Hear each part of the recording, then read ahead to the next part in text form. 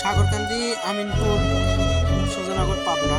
সাগরকান্দি শ্রীপুর চরে যে ঘাট ছিল ঘোষালের খেওয়া ঘাট, অর্থাৎ ঘোষাল বিদ্যার খেওয়া ঘাটে কিন্তু আসলে অভিযানের মাছের যে ঘাট ছিল সেই ঘাটে অনেক দোকানপাট মাত্র আজ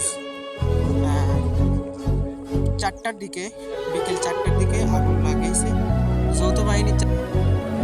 বিকেল আনুমানিক 4টার দিকে তাদের যে যৌথ বাহিনীর 50 জন সদস্য ছিল, 50 জন সদস্যে তারা এসে আগুন লাগাইছে। খুব ভয়ানক একটা দৃশ্য ছিল, যদিও বা ঘাটে ছিলাম না, কারণ তাদের সাথে আমাদের চলে না। তো তাই সবাই যার যার মতো নৌকা নিয়ে আশেপাশে চলে গেছে। আর আগুনে যে ক্ষয়ক্ষতি হচ্ছে, এটা হচ্ছে